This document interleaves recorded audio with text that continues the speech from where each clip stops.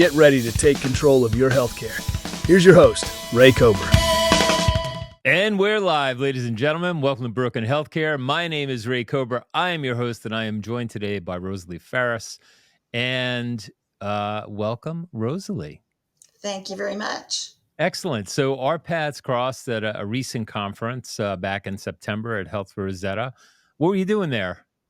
Well, I was asked to speak to talk about the advantage of utilizing a combination of direct primary care and navigation, using nurse navigation and bundled healthcare services. Wow, that's a mouthful. So Yes, it is. how did it go? Do you speak often? I do. Most of the time I'm speaking on workers' compensation topics, but I also do speaking on group health topics. But this was pretty good. I was the rose between two thorns. I had a doctor to the left of me and a doctor to the right of me, and I was the nurse in the middle.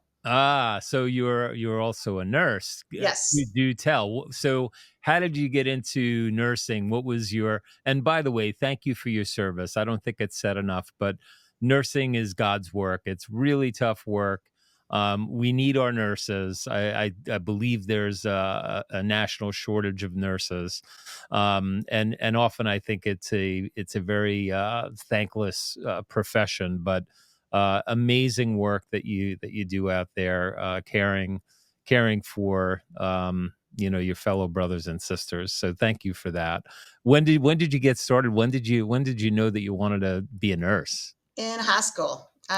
Really? I came straight out of high school, and then I was lucky enough, one of the hospitals in town offered a scholarship to go to nursing school, and it was a 2-year program.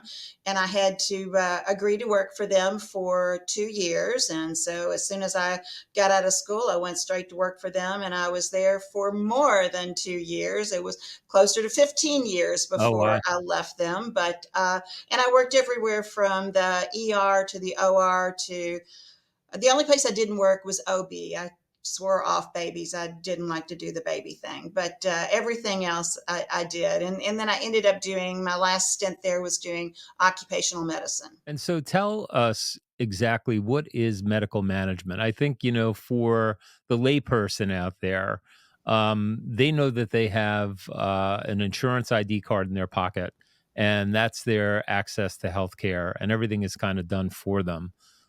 Is medical management something that takes place in a fully insured plan that most people are familiar with? Or is this something that is really only available if your employer has got a self-funded plan?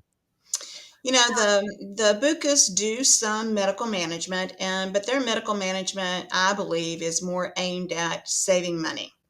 And I think on the group health side of a self-insured employer, the medical management is more at assisting the member to navigate a very complex system. I mean, the medical system is not an easy system to navigate. And if you're not familiar with it, you have no idea what to do if you need something. So in our space, what our nurses do, we kind of sit in the middle and we become the communicator and the interpreter.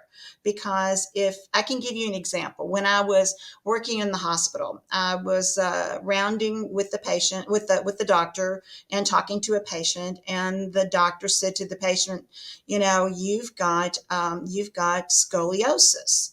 And he didn't explain what scoliosis was. And when he left the room, I looked at the patient and she was sobbing. Oh, And I God. said, why are you crying? What's going on? She said, he said I had multiple sclerosis. I said, oh, honey, that's not what he said at all. You've got a curvature of your spine. It's no big deal. Let me get him to come back in here and explain it.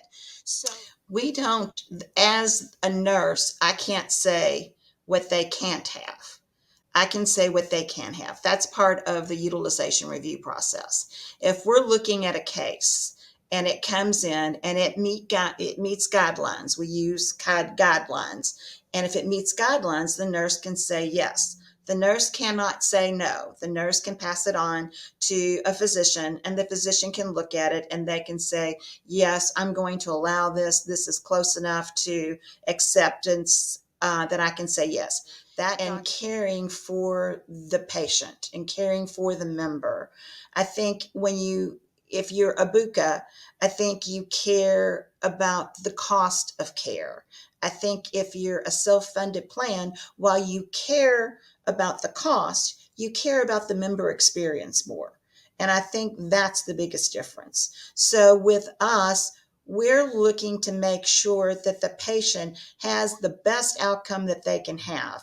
And my horror stories would come from, the work comp system where we've just had over prescribing of opioids, and we've had patients they've requested epidural steroid injections, and then when you look at the patient's MRI, they don't even have a herniated disc, which is why you would do an epidural steroid injection. Well, And so are you interfacing with employers, third-party administrators, Taft-Hartley plans, all the above? What's your go-to-market strategy? we mostly work with third-party administrators and the plans. We don't market directly to employers. We usually market through plans. We do work with reinsurance carriers, but mostly through third-party administrators, because they're the ones that have the relationships with the agents and the brokers. I mean, we'll work with anybody, but usually we like to have the third-party administrator be the person that is bringing the plan to us, because that's who we're going to be delivering our information to. So we want to, because they're the payer, and we want to make sure that the payer is involved. How do you vet quality? I hear a lot of folks in our circles throw around the quality, the term quality. How do you determine if one surgeon's quality is better than another's? There's several different vendors that we use that have done the vetting of the quality, and we can go and look and see how did they do it. And Medicare and Medicaid Medicare has quality indexes that we can use and we can look at. Most of that has been done by the vendor. We're not creating these bundles. We're utilizing other places to do that, but we're going back to see where did they get their quality information from. And that information is available out online through Medicare.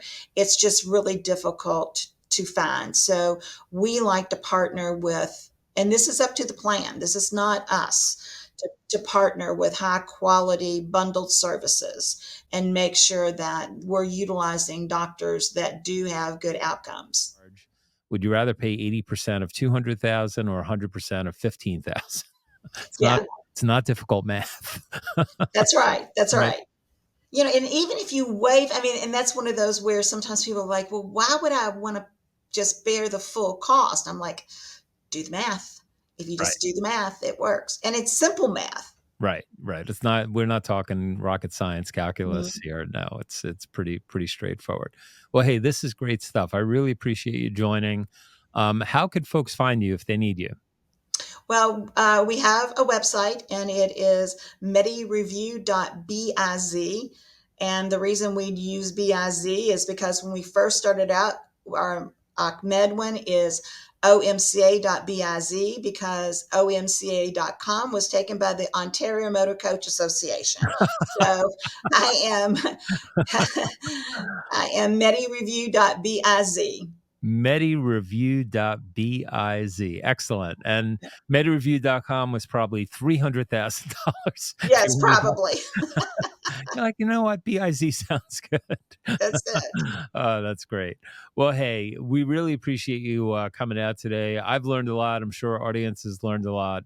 Thank you so much. And until next time, folks, peace and love, peace and love. We'll see you on the next one. All right, that's a wrap. Hit like, follow, and subscribe, and we'll catch you next time.